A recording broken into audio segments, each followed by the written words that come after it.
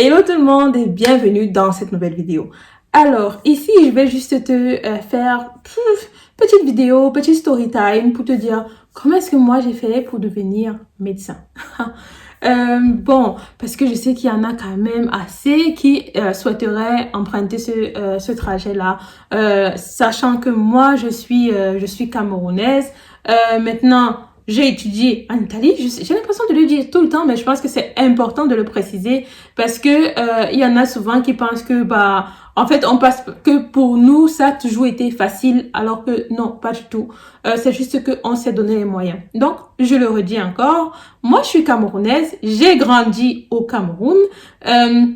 Ensuite, à mes 18 ans, je suis allée en Italie où est-ce que j'ai justement étudié la médecine en italien. Je le précise encore, c'est important parce qu'il y en a qui pensent que, ok, peut-être je l'ai fait en anglais. Non, je l'ai fait en italien.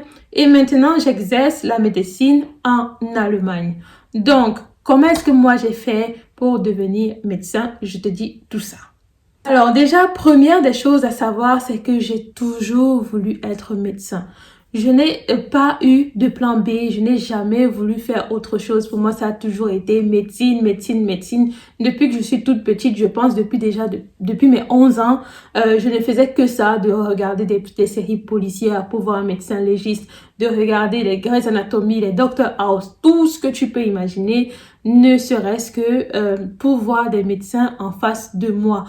Déjà, donc, j'essayais de me visualiser moi dans la chose. Et de ce que je peux dire, c'est que quand je regardais tout ça, il y a toujours eu le pôle chirurgie qui m'a beaucoup intéressée. C'est vrai que c'est beaucoup mis en avant dans les séries, quoique dans Dr House, pratiquement pas.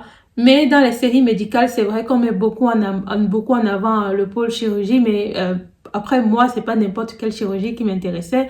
Ça a toujours été la chirurgie générale. C'est pas quelque chose que je fais maintenant, mais voilà. Après, il y a une vidéo sur ma chaîne qui explique pourquoi est-ce que j'ai justement choisi la chirurgie. Pourquoi est-ce que j'ai choisi la chirurgie, la chirurgie orthopédique, donc l'orthopédie et chirurgie. Et tu pourras la retrouver là ou là, je sais jamais où est-ce que c'est. Tu cliques juste sur le petit i et tu pourras voir ça.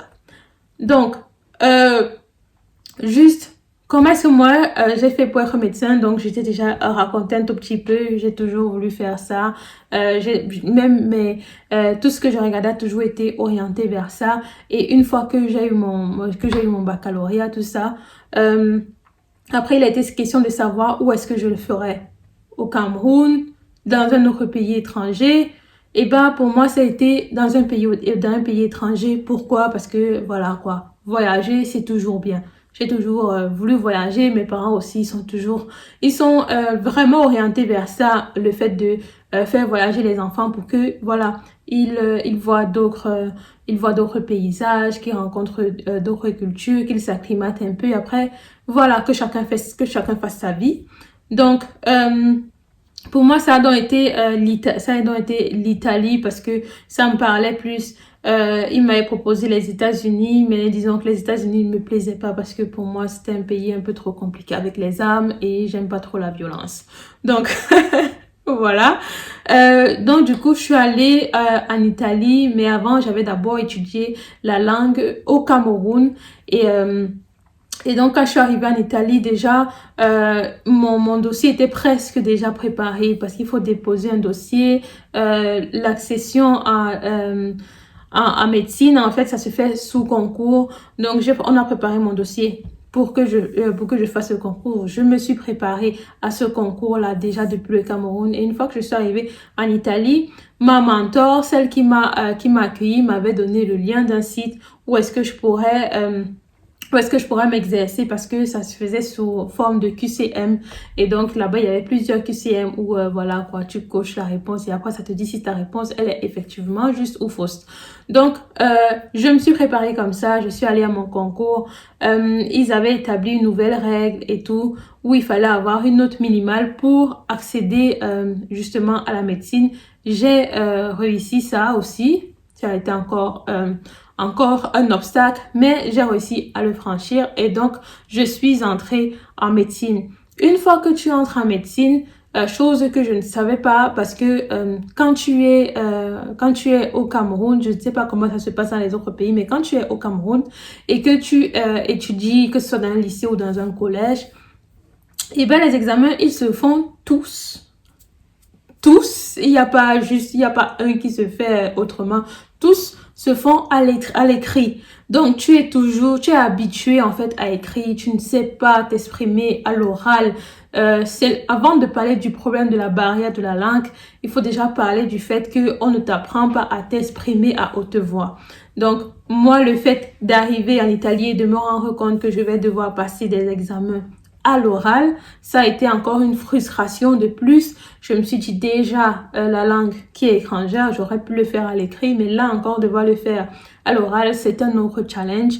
Un challenge vraiment qui est basé beaucoup plus sur la confiance que tu te donnes à toi-même. C'est pas que tu as un manque de connaissances en soi, parce que si tu as étudié, tu as étudié, mais juste la confiance que tu te donnes à toi. Donc, moi manquant énormément de connaissances, de confiance en moi au départ pour l'oral, et ben ce que je faisais, c'est que pour mon premier examen en fait qui était à l'oral, j'écrivais sur une feuille. Quand le professeur me posait la question, j'écrivais sur une feuille et après je lui donnais de lire.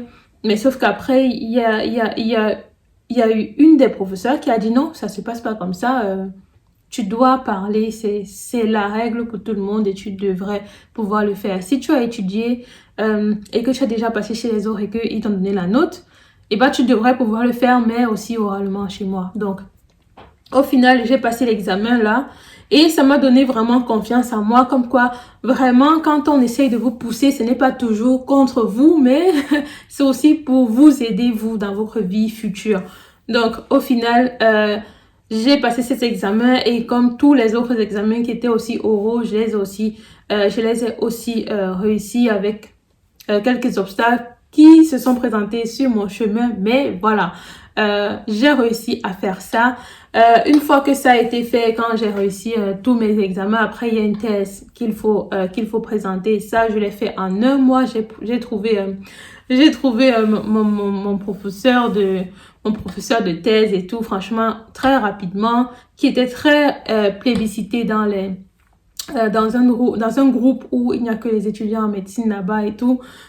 Et donc, c'est comme ça que moi, je l'ai trouvé. On a travaillé assez rapidement. Ma thèse, elle a été finie. J'ai déposé ça. Une fois que ça a été fait, après, il y a la proclamation, mais après, il y a encore 3 mois que je dois passer à faire différents stages dans différents départements et ensuite pouvoir passer un examen pour pouvoir exercer effectivement ton métier, donc être reconnu dans l'ordre des médecins. Donc, ça aussi, je l'ai fait, j'ai réussi. Et donc, j'ai été médecin en Italie où j'ai exercé pendant une période de 6 mois. Et après quoi, je me suis dit, ok, l'Italie, c'était bien. J'ai eu ce que je voulais, c'est bon, j'ai exercé parce que je voulais aussi avoir un peu d'expérience là-bas. Je me suis dit, ok, si j'ai travaillé, il faudrait que j'exerce quand même un tout petit peu. Donc, chose que j'ai fait et ensuite, directement, Allemagne. Et une fois que j'arrive en Allemagne, je savais que ça n'allait pas être facile, mais je ne savais pas que ça aurait été aussi difficile. Mais vu que je suis quelqu'un qui a déjà une motivation assez élevée, voilà quoi, c'est comme ça que j'ai aussi réussi à franchir tous ces différents obstacles-là. Si vous voulez savoir exactement lesquels, il y a pléthore de vidéos qui en parlent sur ma chaîne où je vous parle réellement de mon parcours ici en Allemagne, comment est-ce que ça se passe et tout. Donc, tu peux aller visiter mes différentes vidéos et puis tu retrouveras ça. Donc, voilà quoi, je suis arrivée ici en Allemagne, j'ai réussi ça. Comme je t'ai dit, déjà quand tu arrives à l'université, la plupart des examens ne se font que à l'oral. Donc ici aussi en Allemagne, pour pouvoir faire reconnaître mon diplôme, ça se fait aussi également à l'oral. Et voilà, aujourd'hui, je travaille en Allemagne, en allemand, dans une spécialisation qui n'est pas évidente, qui est donc la chirurgie orthopédique.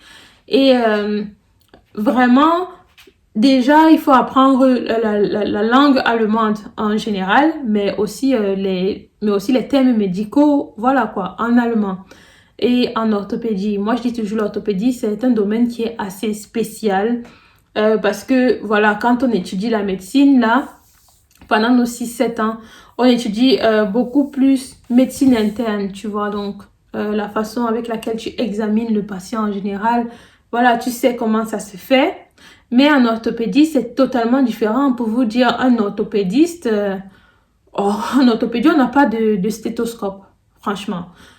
Tu ne vas pas voir de médecin avec le stéthoscope sur le cou ou dans la poche. Non.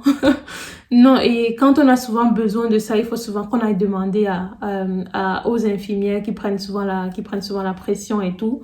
Parce que on n'a juste pas le réflexe. C'est très rare de devoir ausculter les poumons d'un patient. Franchement, c'est très rare de devoir écouter le ventre d'un patient ou alors le cœur d'un patient. Très, très rare. Donc, on n'a pas ça. C'est vraiment spécial, mais au fur et à mesure, quand tu t'habitues, quand tu viens d'arriver, on essaie de te montrer un peu, de te tenir un peu par la main, te montrer un peu comment ça se passe. Après, si toi aussi tu as des difficultés, tu vas vers ceux qui peuvent t'aiguiller. Et c'est comme ça que, au fur et à mesure, tu vois, tu évolues. Oui, ça pourrait sembler difficile, ça pourrait sembler être un parcours difficile, mais comme je dis toujours, c'est le mien. Après, tu pourrais choisir un autre qui serait celui de partir dans un pays où par contre on parle directement ta langue que tu as l'habitude de parler tous les jours. Moi, par exemple, j'aurais pu partir en Belgique, j'aurais pu partir en France, j'aurais pu partir en Suisse. Maintenant, en fonction des différentes procédures et en fonction de où est-ce que ma vie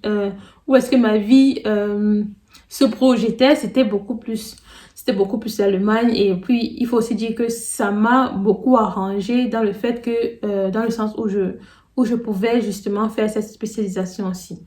Maintenant, si j'étais partie en Belgique, je ne l'aurais jamais fait. Ce n'aurait pas été possible parce que, ils privilégient ceux qui ont étudié, déjà en Belgique. Je trouve ça normal, voilà. Et après, si ça avait été en France avec leur système qu'ils ont, c'est premier sur la liste qui prend les meilleurs spéciaux. Donc, c'est même pas sûr que j'aurais été là-bas. Et en Suisse, il faut avoir un passeport de l'Union européenne, chose que je n'ai pas. Donc, l'Allemagne, franchement, ça m'arrange parce que ça m'a vraiment ouvert toutes ces portes. Je peux faire exactement ce que je veux. Aujourd'hui, je peux décider d'arrêter l'orthopédie et de partir faire autre chose. Ce sera pas du tout un souci. Ma période de formation sera reconnue. Et voilà. Voilà en quelque sorte mon histoire. Voilà en quelque sorte comment est-ce que j'ai fait aujourd'hui pour devenir médecin, pour exercer la profession que j'exerce, qui me plaît énormément, qui me passionne. J'espère que cette vidéo, si elle t'aura édifié, que cette vidéo, si t'aura aidé toi aussi à voir un peu comment est-ce que tu pourrais orienter ta vie, comment est-ce que tu pourrais faire pour choisir le métier que tu veux faire dans le futur. Et donc voilà, après on se retrouve très bientôt sur ma chaîne pour de futures vidéos. Bisous. Mouah.